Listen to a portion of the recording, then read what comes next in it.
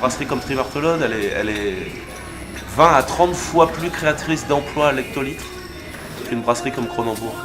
Donc vaut mieux une diversité avec des milliers de brasseries en France qui créent 20 à 30 fois plus d'emplois, des emplois stables, des emplois qui ont du capital ancré dans les territoires, là où sont implantées les brasseries et qui distribuent localement, que du capital hollandais, états-unien ou je ne sais quoi qui finance Kronenbourg et qui n'emploie que 1200 salariés et qui abreuve 30% du marché français. Enfin, voilà, on peut se poser la question, pour moi le choix il est fait.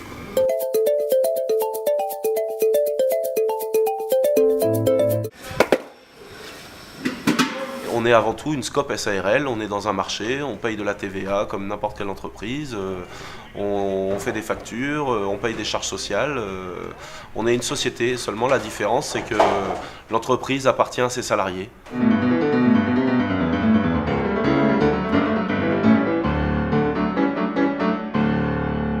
Le projet de la brasserie, au départ, il est né d'un personnage qui s'appelle Robert Salou, qui a tenu un café-concert pendant 20 ans à Concarneau. Voilà, il servait de la bière, il était dans le milieu de la fête, il connaissait les groupes, voilà. Et à un moment donné, pour diverses raisons, il n'a pas pu continuer et il a trouvé des associés. Ils ont monté une brasserie par passion de ce métier aussi. Et voilà, pour le côté social que représente le bistrot, pour le côté rencontre, pour le côté culturel, voilà, pour tout ça. Et puis 13 ans après, on est 13 et voilà, ça a démarré à 4. Donc voilà, c'est une belle histoire. Ouais. Puisque tout est publicité, moi j'ai pris la liberté de faire ma propre publicité, mais si c'est ma tauté. Ouais, voilà, donc il y a quand même 13 ans d'ancienneté là sur la brasserie. Ça n'a pas été simple parce qu'il y a effectivement la question de la concurrence, de Kronenbourg qui était partout, de comment rentrer dans les bistrots, etc., les contrats brasserie. Il a fallu avoir des camions, il a fallu avoir du personnel, il a fallu monter tout ça, quoi, de toutes pièces. Et franchement, si c'était pas une SCOP et s'il n'y avait pas eu l'implication des salariés, ce serait sans doute, ça aurait sans doute jamais survécu.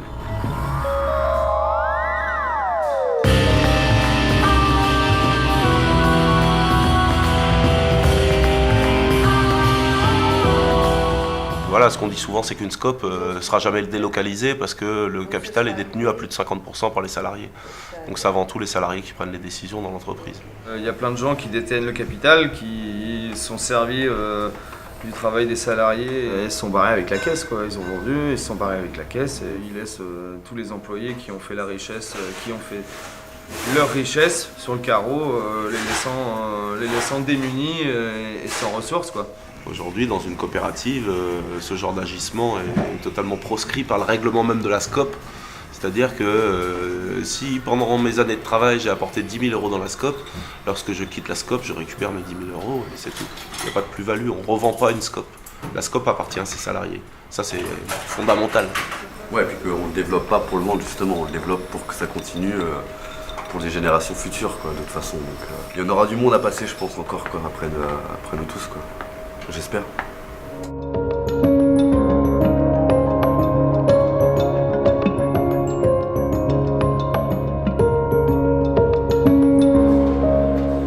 On a tous été embauchés tout de suite en 35 heures CDI. L'emploi est rarement précarisé chez nous.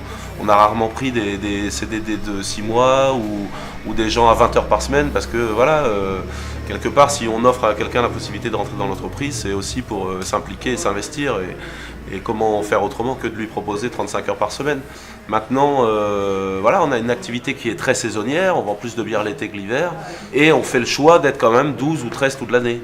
Donc ça veut dire qu'on est solidaire l'hiver quand c'est un peu dur, mais si on était une entreprise capitaliste qui précarisait les emplois, on serait peut-être 7 l'hiver et on serait 13 l'été. Voilà, maintenant, on est 12 solidaires toute l'année, donc on est 12 à porter, à ramer ensemble, quoi. Qu'avez-vous pour Marigny qu'une femme en est en vie? Une femme en est en vie. J'aime l'eau le long de la le long de l'eau le long de l'île. J'aime la belle la le long de l'eau. Ah ouais, moi je suis la seule fille derrière et du coup... Tu veux dire qu'on est des machos, c'est Ouais, ça? ouais. Non, pas du tout, au contraire. Non, au contraire, vous m'aidez vachement et je peux toujours compter sur quelqu'un et c'est vraiment, on est tous ensemble et il n'y en a pas un qui traîne la patte derrière, quoi. Et... Moi je travaillais dans une entreprise avant pendant 1 an et demi. Le patron venait nous voir, il nous disait pas salut, on n'a rien à faire de ses salariés. Alors qu'ici, on est tous investis, on a tous envie que ça avance. Ce qui peut être aussi un peu un désavantage dans les scopes, c'est qu'on prend notre temps aussi quand on fait des réunions, par exemple, on prend des décisions. C'est pas des décisions qui vont forcément être prises tout de suite, ça va prendre un certain temps. Chacun doit faire des concessions.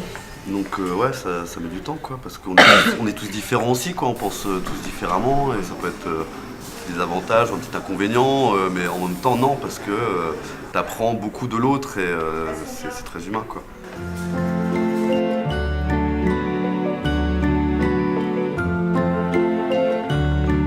Bon, sur l'aspect humain, on peut rajouter qu'on se fait tous la bise, si tu veux. Le fonctionnement réel de la coopérative, c'est aussi de se dire, si l'entreprise ne marche pas, c'est nous seuls, les rouages de cette entreprise, qui allons pouvoir faire en sorte que ça marche mieux.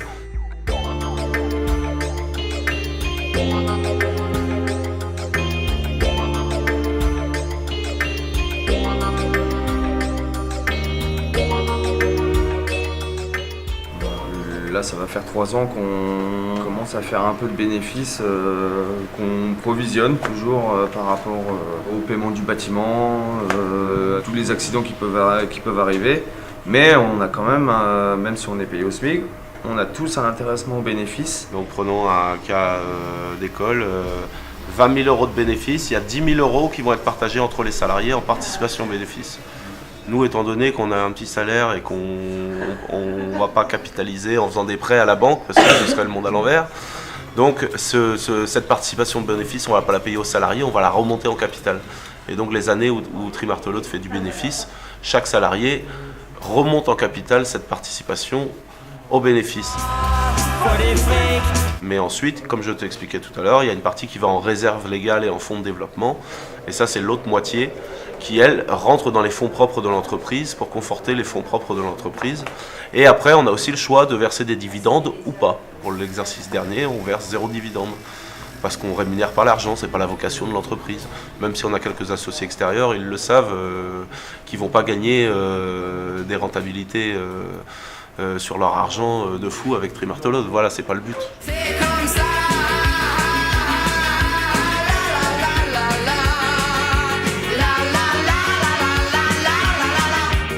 On s'est même déjà surpris à avoir des réflexions en se disant nous on n'aspire pas à gagner plus, on aspire à avoir plus de temps libre.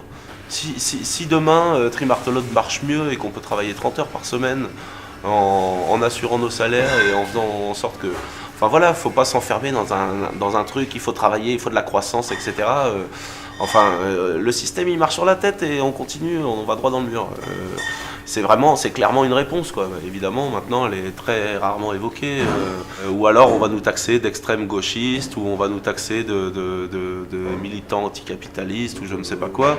Ouais, c'est marginal, ces choses-là, etc. Mais évidemment, quand il y a 3 millions ou 5 millions d'euros de trous, comment voulez-vous qu'ils montent une scope et que les salariés mettent 3 millions d'euros? Évidemment, ça marche pas. Par contre, si on prend un recul avec le bénéfice qui a été réalisé avec ces entreprises pendant 30 ans, il y avait largement de quoi financer la capitalisation des salariés, parce qu'ils auraient eu une participation au bénéfice, parce qu'ils auraient pu mettre du capital dans l'entreprise, et parce qu'ils n'auraient pas eu besoin de l'argent des milliardaires qui font la pluie et le beau temps sur l'économie mondiale aujourd'hui, quoi, c'est tout.